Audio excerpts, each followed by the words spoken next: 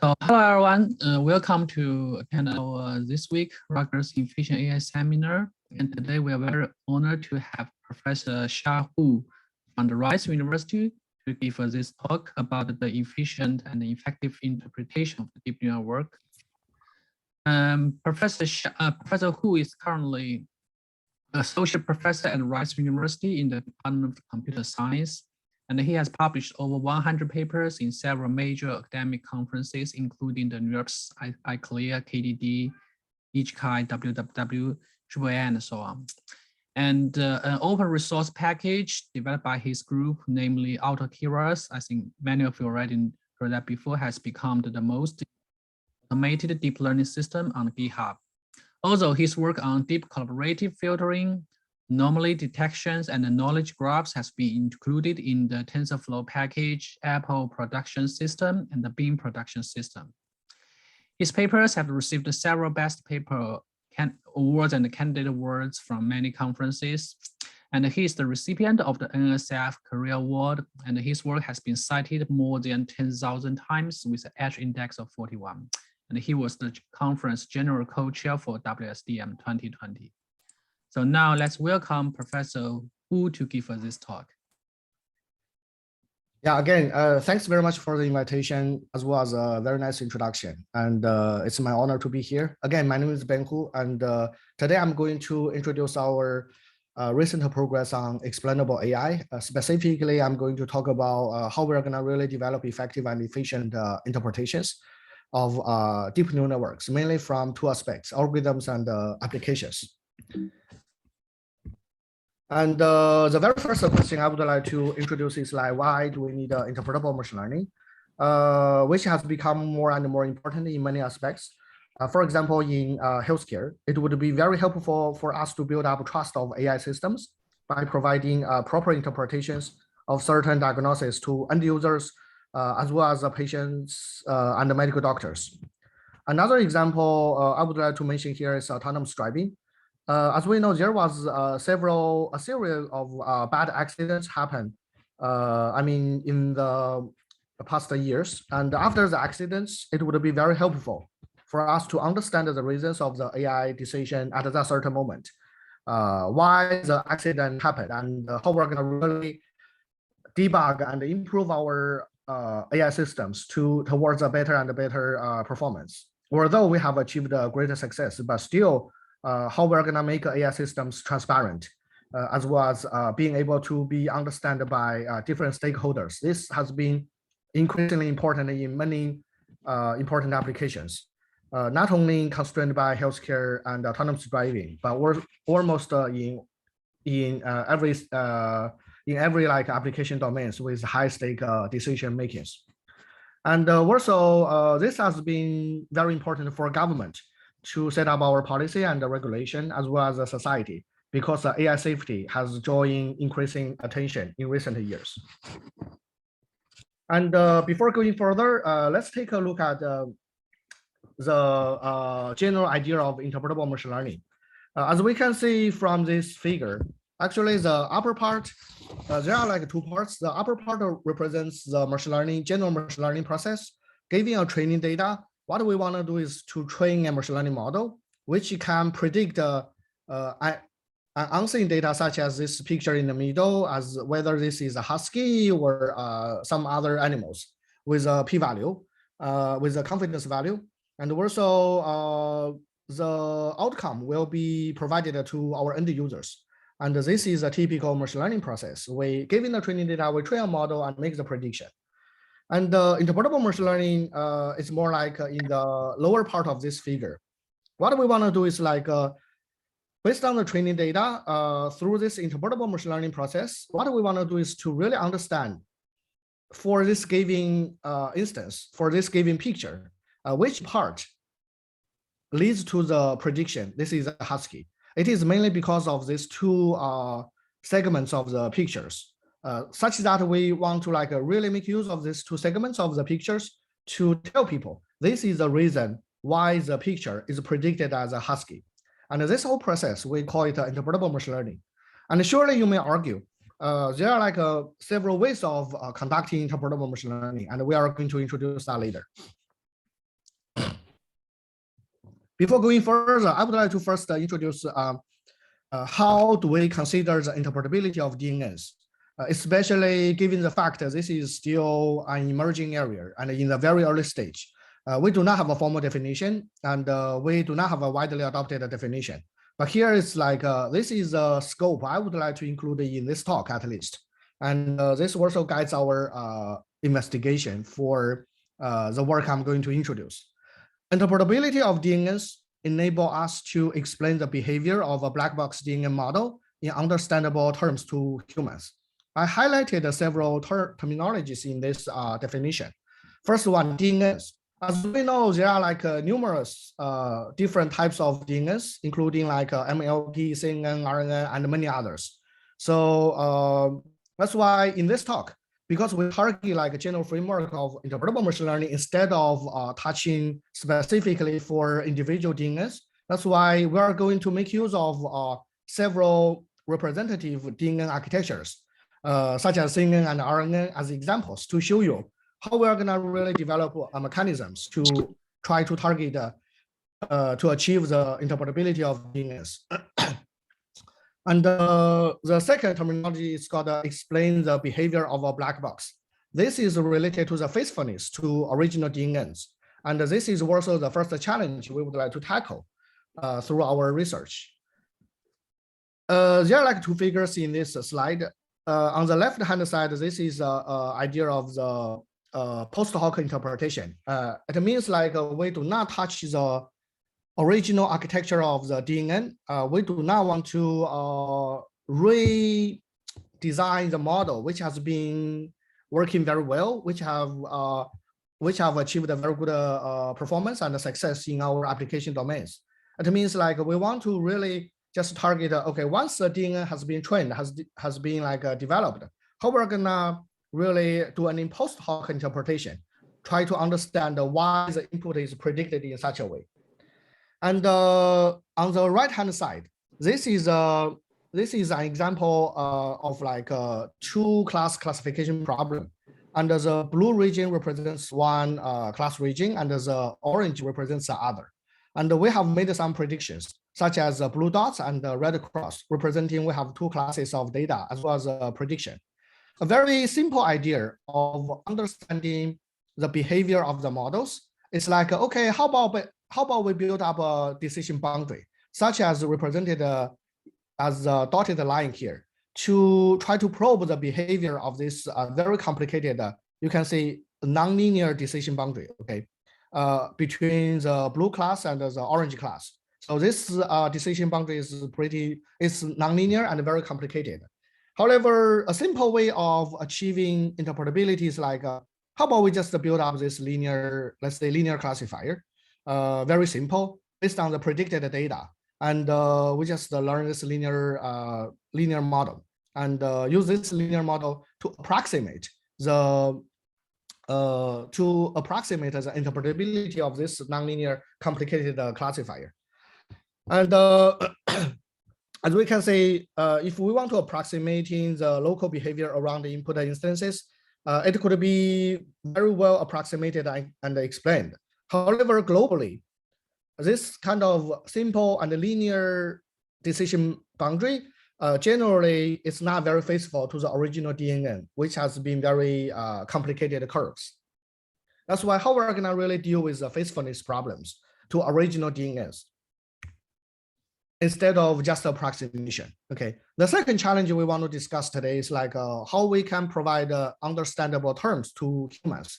And this is also related to the terminology introduced in our definition. And the idea is like this. When we have this flower, as shown in the first picture, we are able to, the machine learning, build up machine learning model is able to predict that this is a cartoon. And to provide some interpretability, we are able to like highlight some dots in this picture and representing the most important or most influential pixels of this picture. However, as we can see, even though we are able to present this heat map, but still it's unreadable and it's dotted like pixels. And that's why what we really want to do is like to have this kind of heat map which will provide a region corresponding to the original figure. And we not only target the most important part, like this big cartoon in the middle, but also we want to cover some like minor artifacts, such as small flowers on the side part. So this could be potentially understandable explanation to human beings. And however, unfortunately, we have to often make a trade-off between understandable explanation and faithfulness. The third challenge we want to discuss today, actually, this is a very new part in addition to my previous talks in other places, because this is still a paper under submission. And we just developed recently, especially this is specially designed for this efficient AI seminar. And it's got a faster post hoc interpretation. As we know, if you have had some like background knowledge about interpretable machine learning and explainable AI, Shapley value has become a very popular technique for understanding machine learning models. However, efficiently estimating these values remain very challenging. The high-level idea of Shapley value is like to understand the interpretability or influence of a specific feature in tabular data to a prediction model, such as like, what if we want to understand among these 4 features, which one is the most important? Or what if we want to understand, okay, for a very specific feature like age, how important it is to the prediction model? A very simple idea is like, what if we study, we just study the difference with or without this feature in combination with any other subset among these 3 other features. And through this, if we take an average, we are able to more or less understand the influence of the specific feature age, such that this feature will be provided back to our interpretable machine learning model as a decision how important this feature is. So Shapley value has been widely used. However, as you can see this process, although we only want to like approach 3 other features beyond the age feature, these 3 features, the possible combination will be like 8 combinations. It's pretty complicated when we are facing a large amount of features in industrial applications. That's why how we can really calculate the value, which is apparently an NP-hard problem, in a very efficient way, in an approximating way. This is also one of the work I would like to introduce later. Sorry, let me close the door.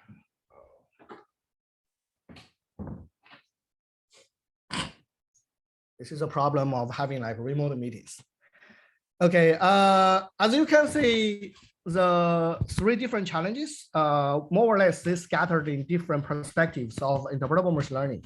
And so how we want to like solve this problem in a unified way and a general way.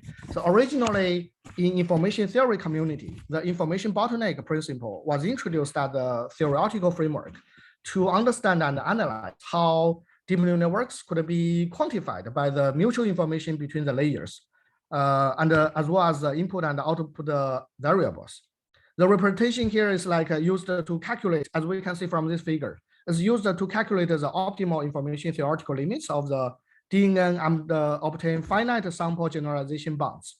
It has also been shown that the hierarchical representations at the layered network naturally correspond to the structural phase transition along the information curve. So all of these observations together, they motivated us to explore whether the information flowing process could really be leveraged or used to guide our investigation of providing interpretation to DNNs. So this is pretty much our general motivation, how we can leverage information bottleneck principle, which is a widely used theory in information theory domain, to specifically design algorithms and strategies to tackle the scattered problems. And the next, I'm going to show you several examples. Specifically, I would like to show you how we're gonna develop strategies for making use of for strategies to explain CNN, RNN, as well as how we're gonna provide like faithful explanations to human beings. And at the end, I would like to introduce how we're gonna provide an efficient way to calculate a Sharpley value. And unfortunately, we have time limit. That's why I'm going to introduce this part of work, how we're gonna provide a faithful explanation for predictions made by CNN, as well as the last part, how we can provide efficient Sharpley value computation in a very detailed level. However, for the RNN computation and for the understandable terms to human beings, for that two parts, I'm going to go through them very quickly. Okay, and providing some like high-level ideas how we can deal with the problem. The first question I would like to answer is how we're gonna really develop strategies for understanding CNN, for providing interpretations of CNN. Here you can see a very typical classical example of image classification. As we can see, we have one figure in which we have two different animals, elephant and zebra. And we have already established the deep neural network, CNN model. And we already trained the model based on the training data. And here, this figure going through multiple layers of nonlinear transformations, we are able to predict this figure. It is elephant with 74% confidence, zebra 24%, and others 2%. Okay, this is a very typical machine learning process to make the prediction. And our goal of this specific work is like how we can provide interpretation corresponding to the prediction elephant by providing this explanation heat map. Okay, this is the problem statement, what we want to solve. Based on the input will be the figure, the constructed deep neural network, and the output will be this explanation heat map. But surely we will have a question to answer. So which part is corresponding to the prediction elephant? Or which part of this image is corresponding to the most important parts of the figure? Okay. And to tackle this problem, classical perturbation-based interpretation has been used. The idea is like, how about we perturb the input and then observe the output with multiple forward and backward iterations. This was motivated by the Sharpley value computation. For example, we just knock out a region, knock out a specific region in this figure. And the more influence to the final prediction, it means this knockout region is more important. So this idea is very intuitive. And however, this kind of methodology is less robust. As we know, adversarial learning has been developed to make our prediction model more robust. And the key idea of adversarial learning is like at the time of we simply manipulate a few like pixels, the prediction label will completely change. And it means even though we are able to identify some small regions, even in the level of pixels, they will lead to significant label change. However, it does not mean they are the most important part corresponding to the prediction, because sometimes it's less robust. And the second problem is like, it is very computationally expensive. We're talking about the pixel level or region level in a picture. That's like a large number. Because Sharpley value computation, even though at the time of we deal with the tabular data, often we face like hundreds of features. It's already like complicated enough. If we make use of this kind of framework directly on image space, that will be like extremely complicated and it's very computationally expensive. That's why we do not want to directly make use of classical perturbation-based interpretation. Rather than that, motivated by the information flowing process for CNN, what we want to do is like, we want to draw key observations from this whole process. As we can see, the image will be processed by the deep neural network layer by layer, and the information will be the key observation from this process is like the important information corresponding to the final prediction will be preserved for classification, and the non-important or unimportant information will be discarded as a noise, such as the background information, such as this like grass and this muddy parts. will be discarded from this information filtering layer by layer process. That's why from these key observations, we're also motivated by a technique used in computer vision domain. It's called a feature inversion, which is to obtain how much information is preserved at each inner layer. The idea of feature inversion works like this. Okay, we have the original feature, very clear raw feature. Picture. We have this raw picture, very clear and clean. It reserves everything. Okay, and at the same time, we also have this blurred image, in which only the most important part corresponding to elephant is preserved, and the other parts of this figure is purposely made blur. Okay, we have these two features. In the original image space, just a normal a representation, either by saved features or other features. In the original image space, they are different, right? Even from human perspective, one is clean and clear, the other is blurred. That's why they are pretty different in the image space. However, going through these functions, we consider deep neural network as a nonlinear function, right? So going through these functions, going through this information flowing process, at the representation space for classification, at the last layer before the classification layer, feature inversion indicates us. So pretty similar, if not identical, because at the end, only the most important information will be used towards the classification. Motivated by this technique, we further propose a strategy or a framework that can be used to identify the most important parts corresponding to our prediction label, elephant. So the key idea is to minimize the distance between inverted image and the original image. We call this blurred image as an inverted image. And the whole framework works like this. We have two identical, the same deep neural networks, the left one and the right one. The left-hand side one will be used to process the original image, clean. It is represented as XA. And the raw image will go in through multiple layers of deep neural networks towards the final layer before the classification layer. And we label it as like layer L0, or we call it the layer inversion. And for the right-hand side, the input will not be the raw image anymore. It will be the blurred image. And you may ask the question, where is the blurred image from? It will be the combination from the raw image and the mask plus some noise we're going to introduce later. Why do we need this noise? You can simply think, okay, we have a mask, and this mask in combination with our original image, we can produce this blurred image. And this mask will be our learning target, learning objective later, okay? And this blurred image going through the multiple layers towards the layer L0.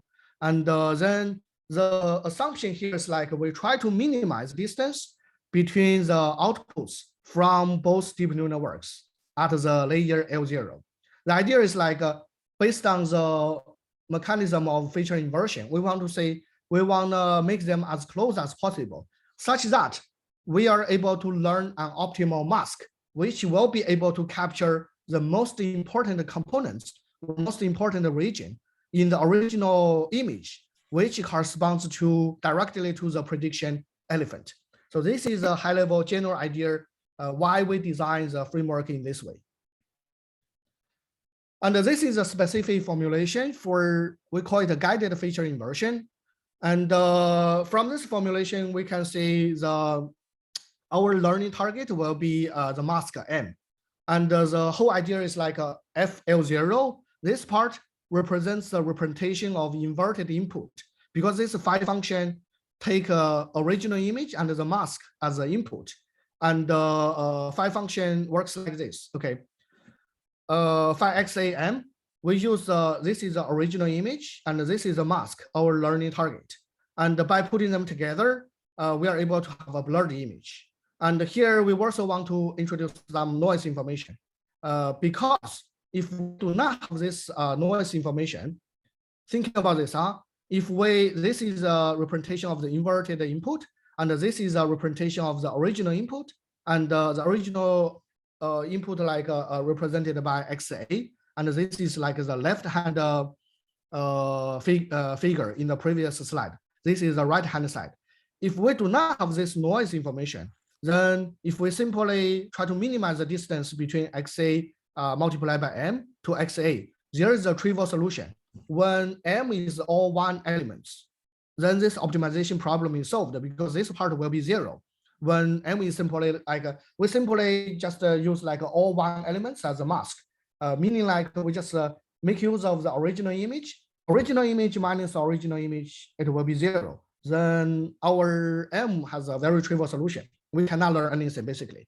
That's why what we want to do here is like to introduce a noise term, which could be like Gaussian noise or any noise term.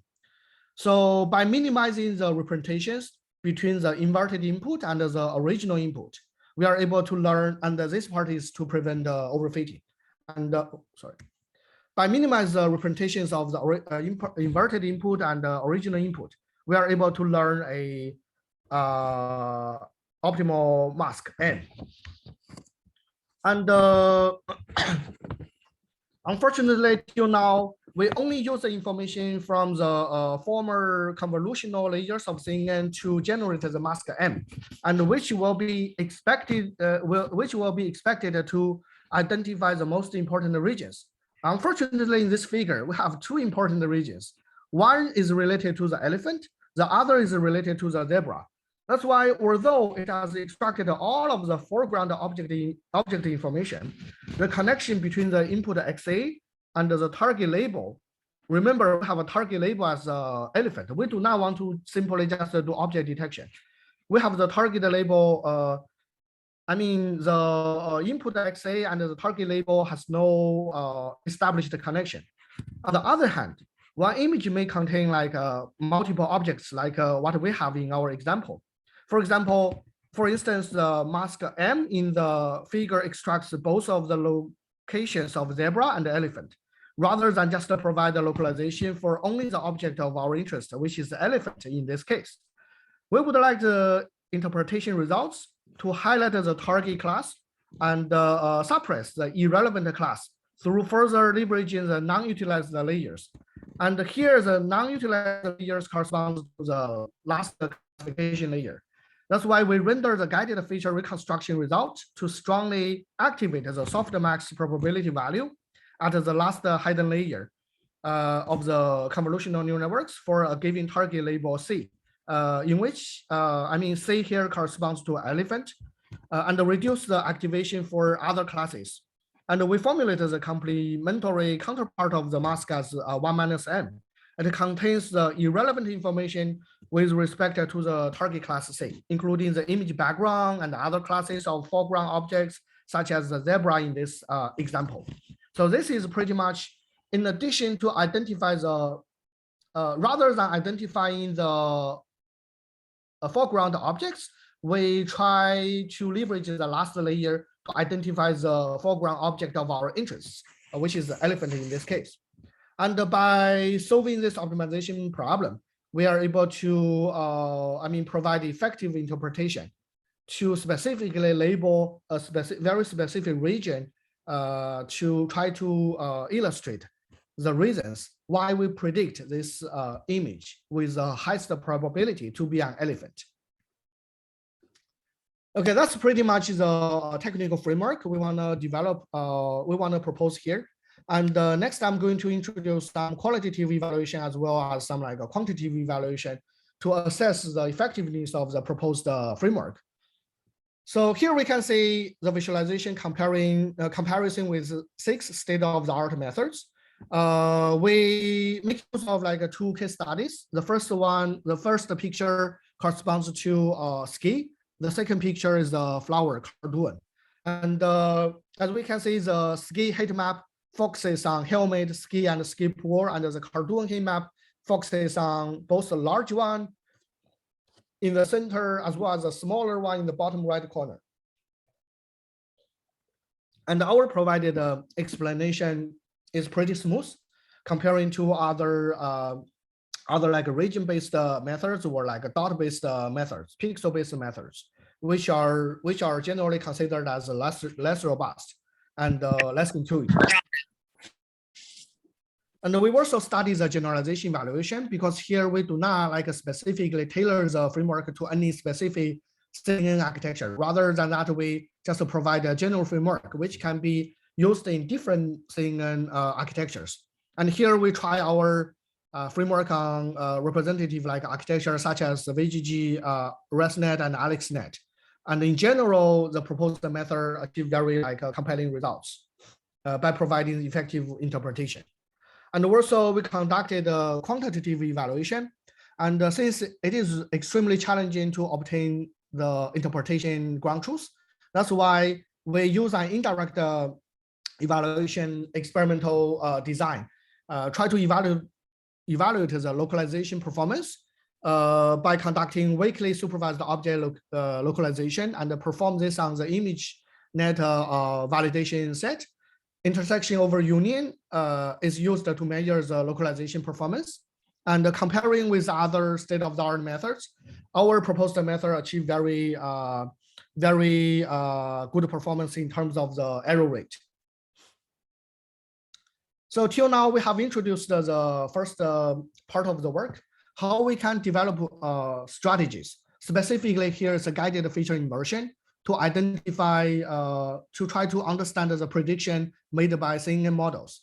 And the next, we are going to briefly touch how to provide a faithful explanation for predictions made by RNN models, as well as how we can achieve like understandable terms to human beings very quickly.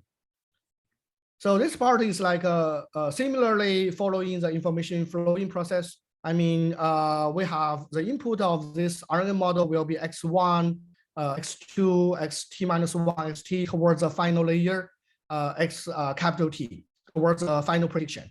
And this is a general framework which can be used in many natural language processing, text mining applications such as sentiment analysis, spam email classification, and so on. And this is widely used to take like sequence data, time series data as an input towards the prediction.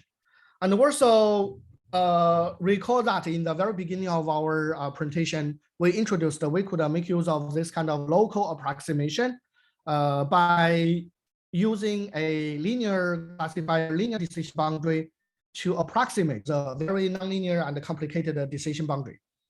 Oh, sorry. However, this kind of local approximation might not be very accurate because even for local behavior, it could be very highly nonlinear. And the approximation error, unfortunately, in many RNN models, they could be amplified through time. And also, it is non-trivial, even based on the explanation of a single word. Here, let's just simply think like X1, X2, XT minus 1 as words in natural language processing applications. And even based on the interpretation of a single word, it is non-trivial to generate phrase-level explanations. How we're going to tackle this problem based on information flowing process for RNNs? Let's take a closer look at this architecture. From this process within a RNN model, let's just focus on the time t state. Here H represents a hidden state and X represents the input. At the time point t, as we can see, we did receive some information from the previous states, and this whole step is called evidence updating. And starting from t towards the final prediction, some of the evidence will be preserved. Similarly to CNN, some of the evidence will be preserved. Some of them will be filtered as a background noise. That's why we call this evidence forgetting process. That's why if we would like to understand the contribution of a specific feature or specific word xt, what we want to do is like we want to study how much information have been like received from previous time steps and how much information have been forgotten. And if we are able to quantify the evidence updating and the evidence forgetting part, we are able to have a very good estimation of how much influence or how much impact for the final prediction are from the specific information received at the time point t. That's why the insights from this process is like we have evidence updating from t-1 to time step t. We have some like evidence forgetting or filtering or like elimination from t towards the final time step capital T. That's why the contribution of xt towards the prediction y could be quantified and decomposed, such that we are able to develop a mechanism to understand in a very, numerical way of the contribution. And taking a closer look at what's happening inside this part, okay? And as we can see, if we abstract the RNN updating rule, and we have updating rule for representative RNN architecture such as GRU or LSTM. So this part, HT, the hidden state T, can be represented as alpha multiplied by hidden state T-1. Here, alpha represents like partial evidence is brought from time step T-1 to T, and plus some HT hat. Here, HT hat represents the evidence that RNN obtains at time step T. Later, we want to make use of this HT hat as the information we received at the time point T. And for this abstracted RNN updating rule, some of the represented architectures, they strictly follow this rule, such as GRU, and some of them, such as LSTM, approximately follow this rule. And we're not going to touch the details how we're gonna calculate specifically the HT hat. So just in case, if you are interested in that, you can just go to our WW 2019 paper on attribution of RNN predictions via additive decomposition to get the more detailed like algorithm, how we're gonna calculate this. And we also have open source codes for this part. So next, I'm going to spend like a couple of minutes to introduce how to enable DNNs to generate an understandable explanation that makes sense to human beings. This is an example of image captioning. The model use, as we can see, we have two case studies and corresponding two pictures. Basically, this is a picture, a woman is riding a motorcycle. However, unfortunately, the image captioning system incorrectly predicts this is a man riding a motorcycle on the street, on a city street, as well as providing wrong explanation. Because this image captioning system incorrectly identifies a region, this is a pant, instead of other like facial expression, instead of other like features, and made a wrong, not only wrong prediction, as well as a wrong explanation. And similarly for the second example, certainly this is a girl who is like playing baseball. However, it incorrectly predicts a young boy is swinging a tennis racket by focusing on a wrong region of this picture. So that's why models use incorrect visual evidence to generate captions, and the severe gender bias problems has been observed by mislabeling woman as a man or boy. So that's a problematic problem. And also this kind of interpretation is less desirable to human beings at the time of making the prediction. The idea of like making it more human understandable is very simple actually. As we know, for a machine learning process, how we're gonna deal with incorrectly predicted cases, how we can make our system better and better.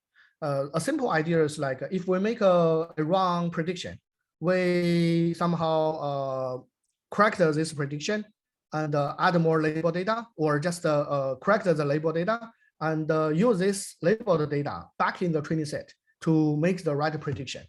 Or sometimes we learn from the label data to guide our learning process. That's a typical way for machine learning to make a better and better model towards prediction. And similarly, how about we just regularize the attention with desired explanation? And because we have observed, we have abundant domain knowledge available, that could be potentially help us make a better interpretation. And the right prediction as well as explanation understandable to humans should be used and enforced in the learning process. So the general idea is like, okay, for prediction, we make use of the label information to make the right prediction. And for explanations, we specifically design interpretable constraints to force the outcome interpretation will be as close as possible to the desired explanation, such that it will regularize our designed interpretable machine learning model to make a right prediction towards the interpretation in the future. And again, I'm not going to introduce the details of this paper. So if you are interested in that, please refer to our www 2021 paper, Mitigating Gender Bias in Captioning Systems.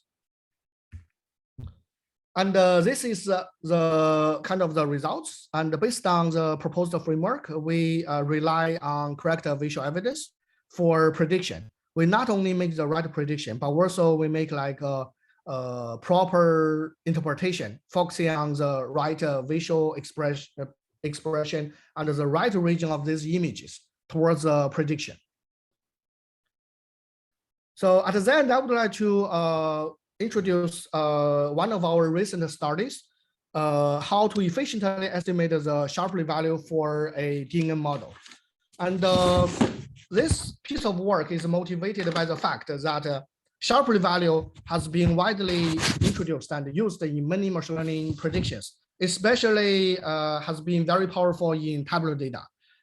Once we are able to quantify the and once we have a very clear understanding of the features, such as this example, and such as this example in which we have 4 features, and we want to understand which feature out of these 4 has the most influence towards the final prediction.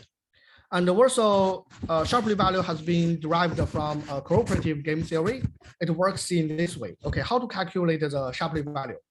The key idea of the computation is like we want to understand this part. Okay, please don't feel like scared of this equation. Actually, it's very, I mean, it should be intuitive. Okay, let me explain this like briefly. So this part corresponds. Okay, so the whole function is to calculate the influence of the ith feature for the prediction model FV when we have a feature set U. Okay, 3 elements. We want to identify the influence of the ith feature on the prediction model FV, and we have a feature set U. To do this, the idea is like, how about we just study the prediction with or without ith feature? Okay, this is a model with the ith feature. This is a model without the ith feature. Okay, now we have a comparison, right? But you might have the question, what are how about other features? Now, this is a core part of the Shapley value. Shapley value is to select any feature combination out of the rest of features other than the ith feature in the feature set. So basically, we want to select any subset of this whole feature set except the ith feature. And we just take an average to say for each of the subset, we want to compute the prediction difference with or without the ith feature, such that we can have a very good understanding of the role of ith feature in this whole prediction system. And as you can imagine, the whole process is extremely complicated, right? Because when we are talking about how we can like identify a subset from this whole feature set, if when at the time of when we have like m features, when we have m features, it means we will have 2 to the power of m-1 potential combinations of subsets. Okay, this is like an NP-hard problem. And for every single subset, we have to conduct 2 times of the computation of the evaluation of this with or without the specific feature of interest. It means we will have to conduct like 2 to the power of m. M represents the number of features times of model evaluations. This is extremely time consuming. That's why existing work has been developed to try to make this whole process more efficient.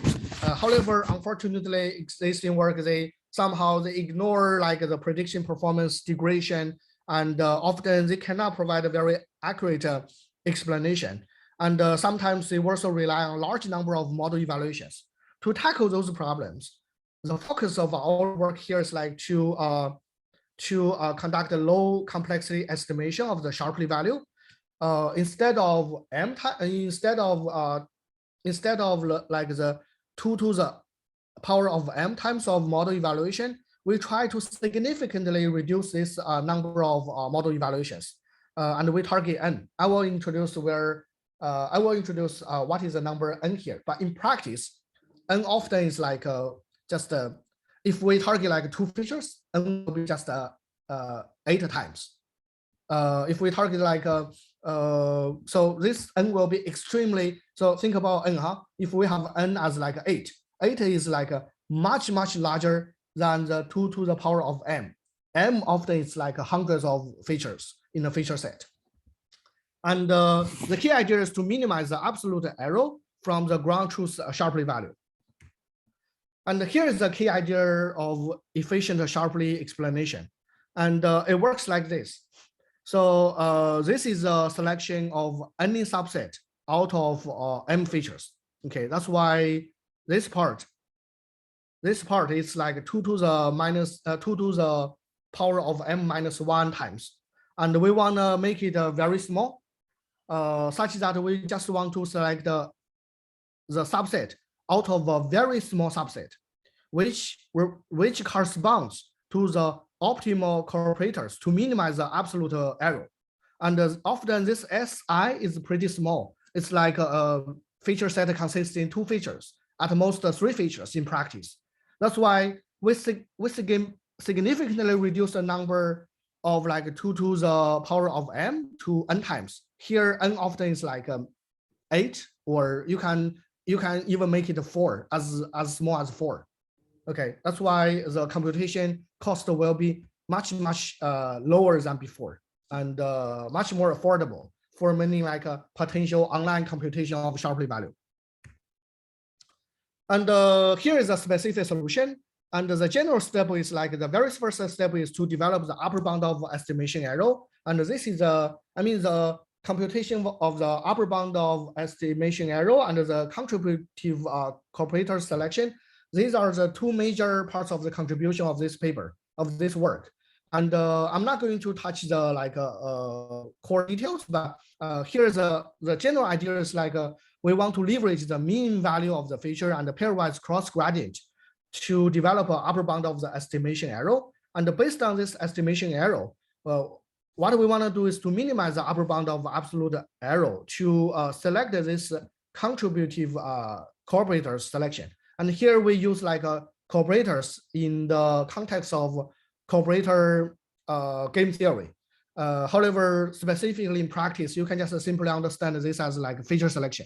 We want to select the 2 features, or at most 3 features, which corresponds to the upper bound, which is able to minimize the upper bound of the absolute error, and such that we are able to estimate the Sharpley value using the selected features. And the next I'm going to, this sounds very complicated, but next I'm going to use a very specific example to show you how this computation could be done. 3 steps, I remember. This is a developed solution. And this is an example of Sharpley value explanation acceleration. And this is an example of like we have 6 features. And this can be easily generalized to the case of like hundreds or thousands of features. Basically, the very first step, we want to estimate the upper bound of error given each pair of cooperators or features. So so that we have this like a matrix in which each element represents the upper bound of error for each pair of the features. For example, here x1, x2, this value corresponds to the upper bound of error given x1 and x2, such that we are able to select the features which correspond to the case that we could minimize the upper bound of error. That's why for X1, specifically, if we want to study the importance of X1, what we want to extract here is like X2 and X3, because these two, if we want to select the one feature, that's X2. And if we want to select the two features, that will be X2 and X3, which provides the smallest error in this case. And for X2, similarly, we want to select X1 and X4. That's why for feature 2, we have 1 and 4 here. For feature 3, we have 5 and 6 here, and so on and so forth. This is the first two steps. Then based on the selected feature group, we want to enumerate the possible, because I mean, this is like a graded search, right? We only identify the pairwise feature interaction. However, it is possible with like feature 2 and 3. It is possible like feature 2 will be the best case, or feature 3 will be the best case, or the combination. And that's why we want to run the collision enumeration based on the selected cooperative features.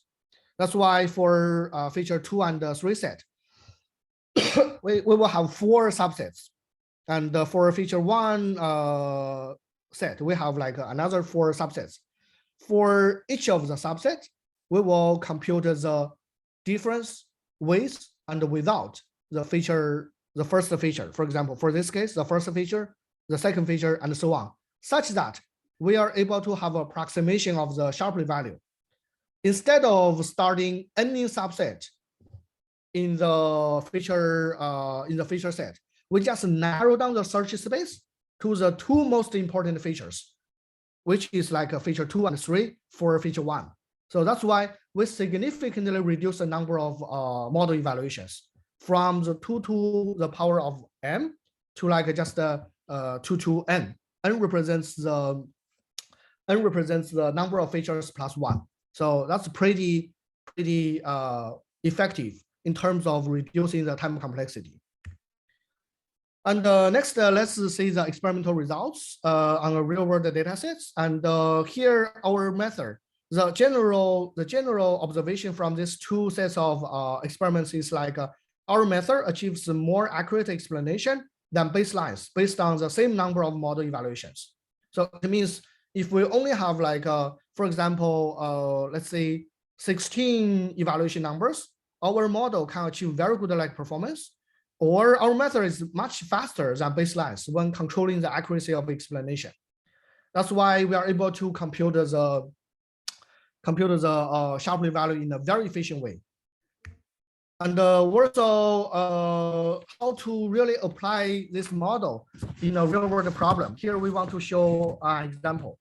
For example, here we have we train the classifier in stage 1 and run the post hoc interpretation in step 2, as shown in the first 2 pipelines. And also the figure here shows a comparison of post hoc explanation between our model and the ground truth Shapley value, because we consider the Shapley value will be the ground truth in terms of the explanation power, where our method provides almost the same explanation as the ground truth. According to the figure, we can also know the top 3 key features for the income prediction are like education, marital status, and occupation. And according to the figure, we prove the classifier has gender bias. When gender is equal to male, it has a positive contribution. And this will lead to our future work with the explainability or with the explainability or interpretability of the machine learning models. We are able to further understand the fairness of the AI models, as well as we are able to make these AI models much more transparent than before. In summary, in this talk, I introduced how we can develop mechanisms to provide effective interpretations for predictions made by CNN and RNN, as well as how we're gonna really a high-level idea how we can really model human knowledge to provide understandable interpretation. And at the end of the talk, we introduced a recent study how we can really have efficient estimation of Shapley value for DNA models. And again, interpretable machine learning is still in the very early stage, although it's been extremely popular recently. but still, first, we are even lacking the fundamental or the most formal definition of interpretable machine learning. And people are still arguing like, what's the difference between interpretable machine learning and explainable machine learning? And also, should we do like interpretable machine learning or interactive machine learning? So there are still like a lot of like conversation happening in the community. And however, this is my vision how we can deal with this problem. It could be roughly divided into 3 directions. The first direction is like we specifically target some like tasks to understand why a specific instance has been, for example, classified to a certain category in terms of like classification, ranking, outlier detection, recommender systems, and so on. We're also targeting specific data sets. Here we show examples how our developed strategies can be used for image data, for sequence data, as well as for tabular data. And in addition to that, we are facing many different types of models, such as like a synonym model, collaborative filtering, outlier detection, and so on. And one more important side beyond like a computational perspectives is we are facing different stakeholders, including developers, domain experts, end users, or many different types of stakeholders. For example, in healthcare, we are facing insurance companies, decision makers of the hospital, and the patients, medical doctors, relatives. Like, I mean, the interpretation to different stakeholders might be different because they care about different perspectives of this problem. That's why really we need to work very closely with domain experts, with HCI people, to really develop computational solutions towards like interpretable machine learning. And also, I introduced in the last piece of work. So by better understanding the model, we are able to somehow approach fairness in AI, which is also a very important topic recently, to touch the ethical perspectives of AI models. Yeah, due to the time constraint, I will conclude by giving you a very high-level introduction about what's going on in our lab. So mainly my recent research focused on 2 aspects, hopefully to help like a human-centric machine learning by answering 2 questions. One is like how we're going to enable interpretable and interactive machine learning. And I have like introduced several lines of work happening in our lab to enable this. And another extremely different direction, because the first direction is like if we consider AI models, machine learning models as a black box, the first direction is how we're going to open this black box, how we can make it transparent, and how we can make human beings possibly understand what's going on in this black box. But the second direction is extremely different. It's like because machine learning models, they are extremely complicated and involving many different hyperparameters and involving different types of architectures, how we can really enable automated knowledge discovery and learning in terms like how we can really construct a black box that domain experts with limited data science background can also be easily make use of the machine learning models. And to do this, we have done a lot of research in automated machine learning, and we also build up like systems. For example, AutoKeras, which is a general framework for automated deep learning, as well as we have like TOTS, which is a framework how we can automatically develop anomaly detection systems for giving a data. So that's pretty much like how we can really make this black box understandable by human beings, or sometimes we do not care about what's inside. Okay, we just want to make use of machine learning.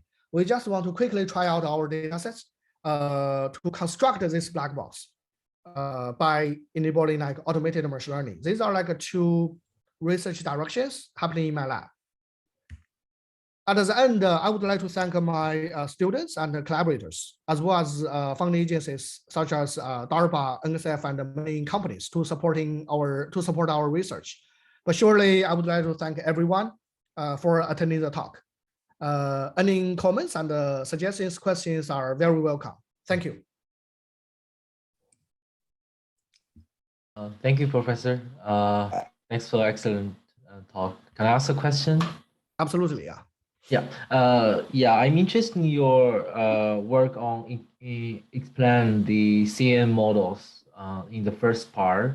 So how can you define the M region? So it's because if M is like Gaussian model and means each pixel, then it's still really complex. I mean, really high cost, right?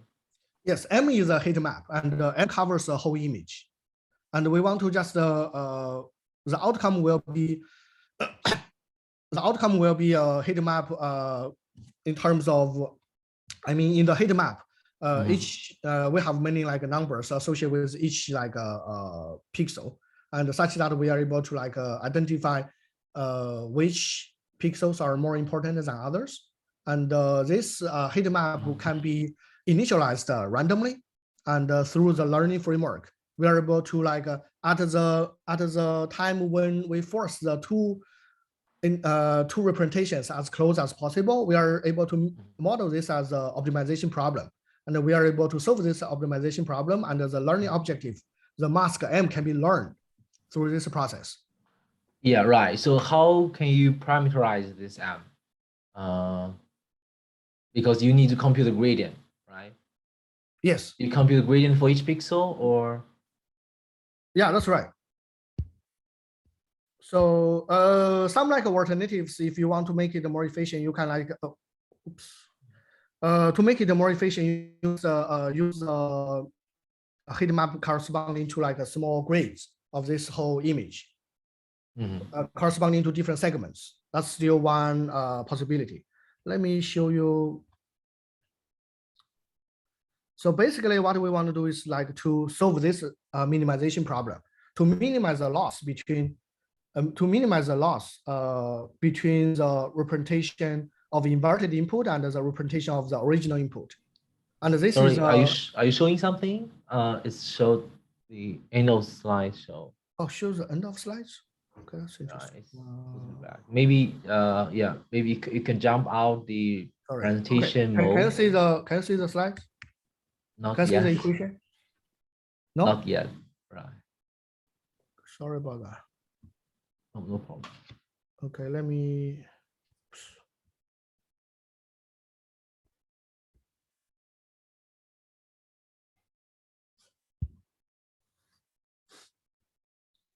One sec.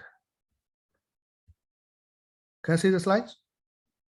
Can you see the equation? Yeah, I can see. So the whole point is like to minimize this loss function. And we are able to, so M is and just use a gradient descent or any other optimization algorithm to solve this problem. So M, they have totally freedom as like how many pixels we have, then the M has like freedom for each pixel, right? Either each pixel, or you can like label like small regions by having a grade for this whole image. Either way is fine. Yeah. My next question is still these slides. Because I think noise is somehow cover the irrelevant region or make that information not equal to the original one. But intuitively, it looks like M still be the whole image, then the loss will be minimum, right? Even you That's why we need this noise term. Right. That's why we need this noise term to purposely like introduce like either random noise or Gaussian noise to avoid the trivial solution, because there will be a trivial solution. When M equals to all one elements, right, then this problem solved, because XA multiplied by M minus M XA, and it's the result will be, the loss will be zero, and the minimization problems got solved. That's why we want to purposely introduce this noise to avoid this like a trivial solution happening. Right. My point is, even though we have noise, if M is equal to the original image, still this is a trivial solution, right? So 1 minus M will be 0. There's no noise introduced. So M is whole image.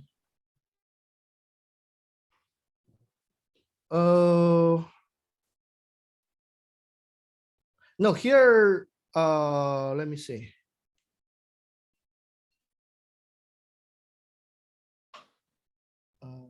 one. Not really.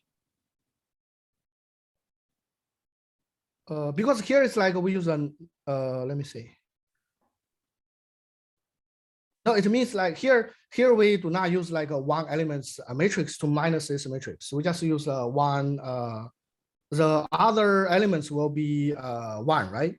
At this time. Other elements. It looks like 1 minus m represent the region that not masked, right? So that m not covered region. Let me see, huh?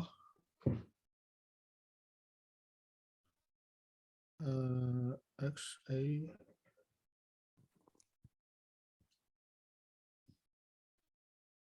Pizza.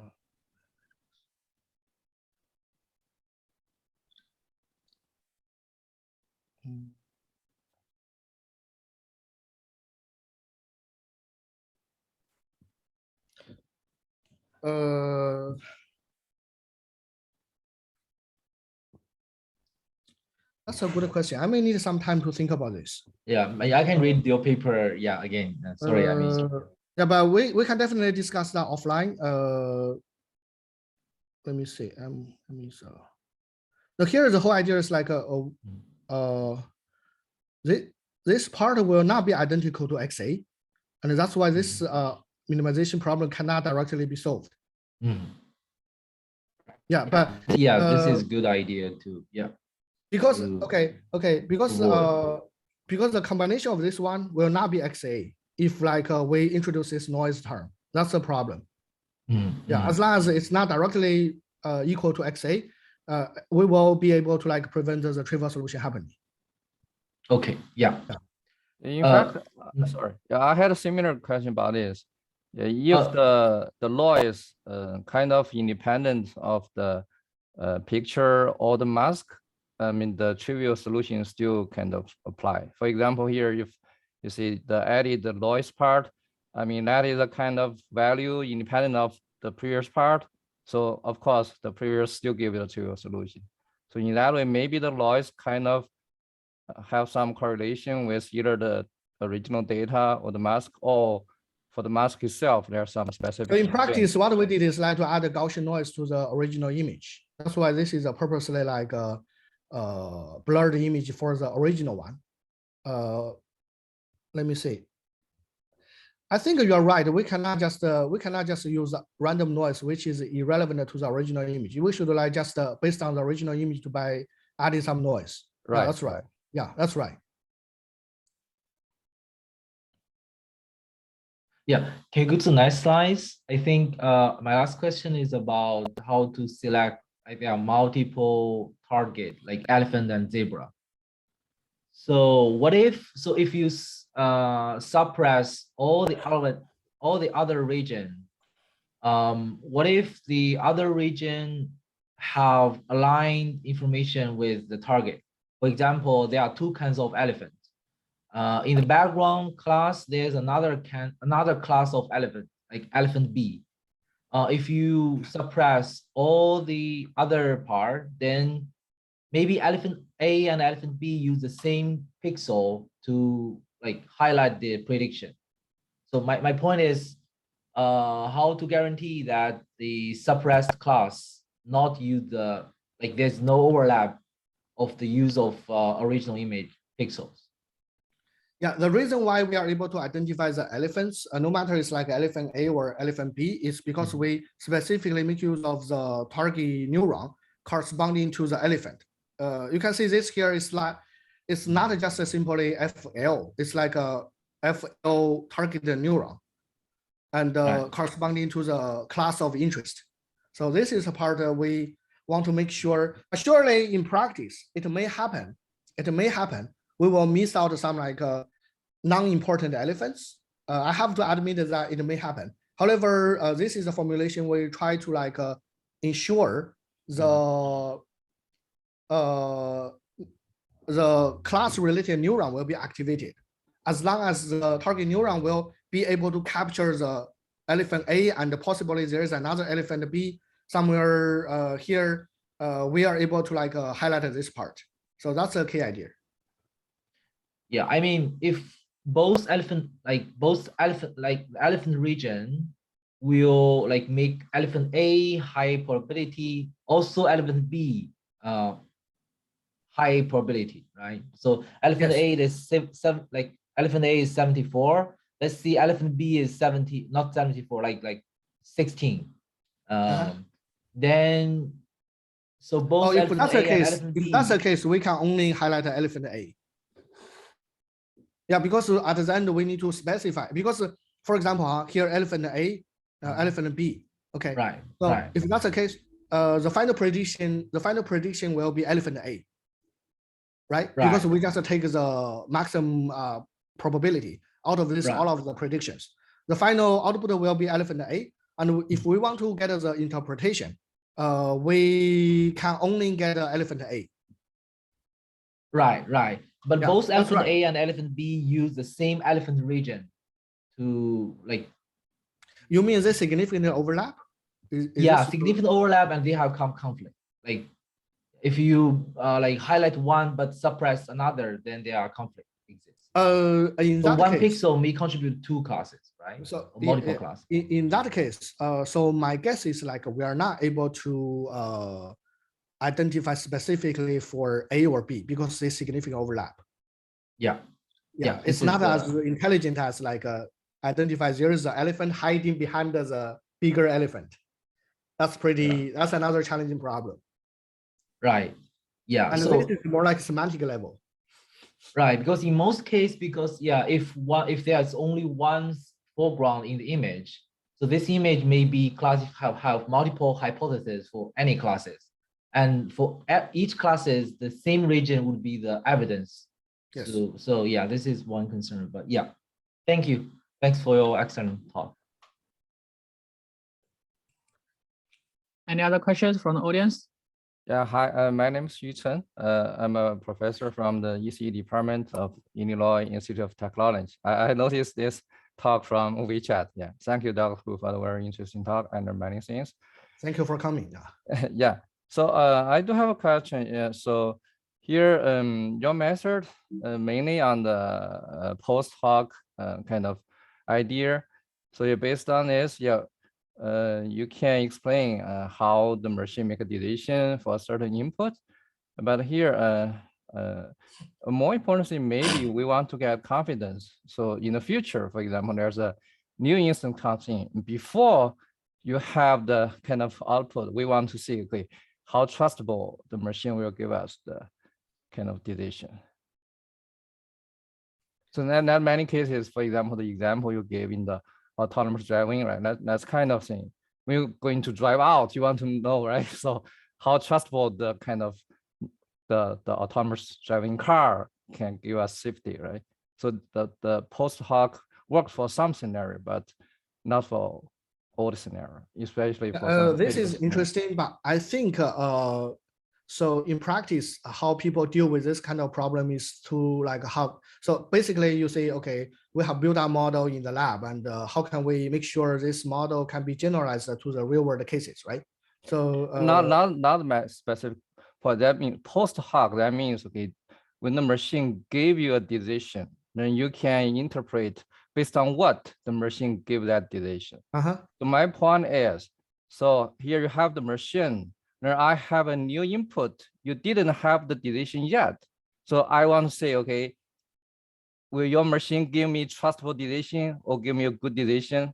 So that's kind of, you see, you can consider as a, let's say, the pre-hoc, right? So not post-hoc. Yeah, I know, yeah, you're specifically working on the post-hoc, but yeah, do you have any idea or possible method? So, I mean, for that kind of pre-hoc? I just cannot imagine an application why we need this pre-hoc. It sounds like, for example, even for autonomous driving, we can always like when we see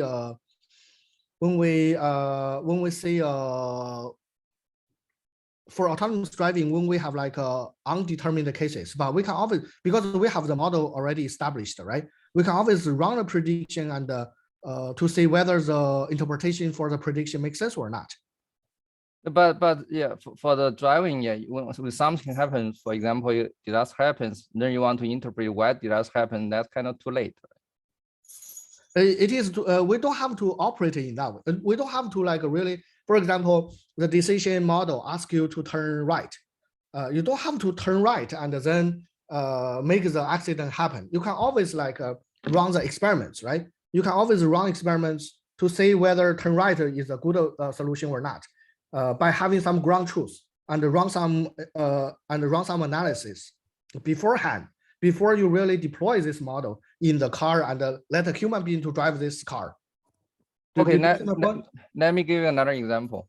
So here you show the example, let's say, give a picture, the machine kind of misunderstand a girl as a boy, right? Yes, yes. Okay, now your results turns, okay, based on the post hoc analysis, because some region was not correctly identified, right? They didn't use the face, but they used a kind of pant, right?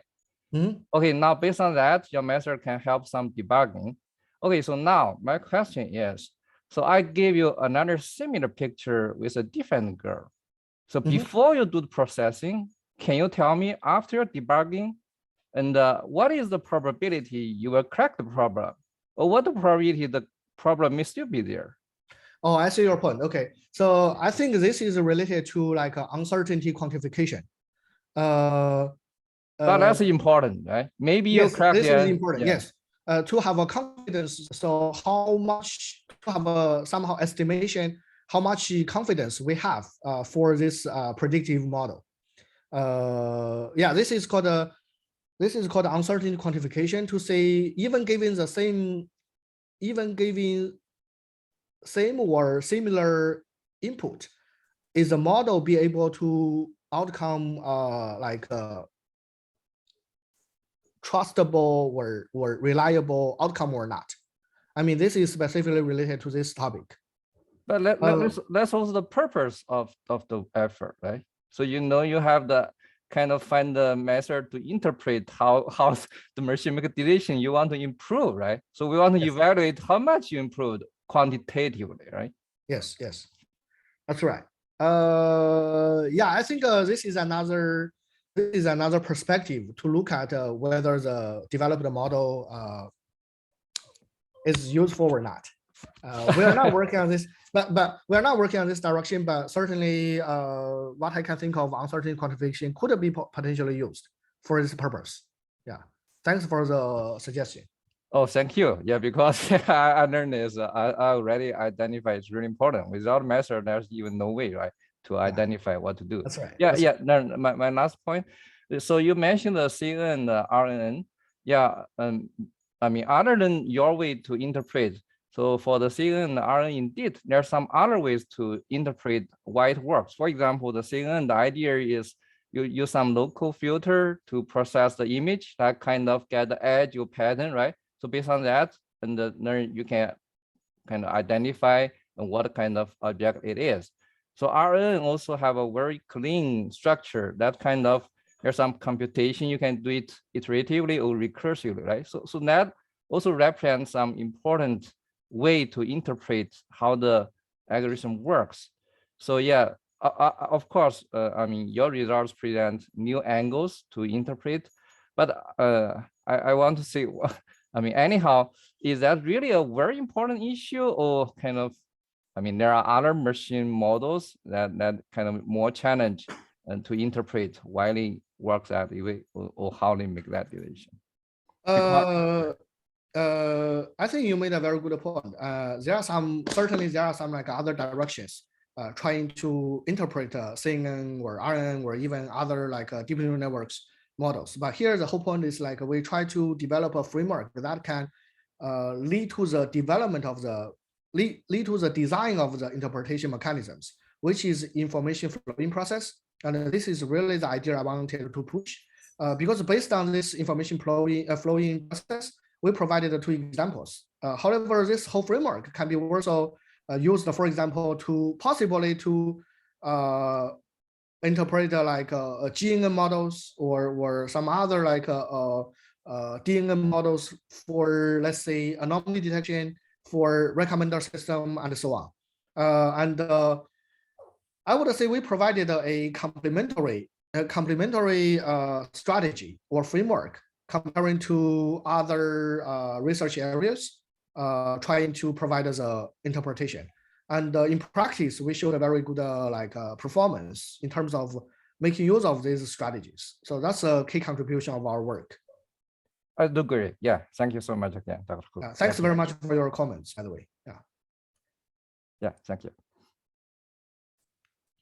And we do not want to claim like this is the only way of providing the explanation, and not even the, I don't know, we don't even want to claim this is the best way, because providing interpretation would be there are many subjective evaluations, and still is in the very early stage, a long way to go. And so. Yes, I got a point. Yes, yeah. I got a point. Yeah, thank you. Thank you. So we have very hot discussion after the talk. So again, thank everyone to attend our talk, and also I appreciate Professor Hu to give this talk. It's a very informative talk. I really learned a lot from talk. And actually, I have some questions, but I think right now we're already running very late. I may ask you those questions off the line. Sure, thank you. And thank everyone. Thanks very much for coming, as well as the invitation. Yeah, I really enjoyed that. Thank everyone to attend our this week talk. So see you next week. Thank you.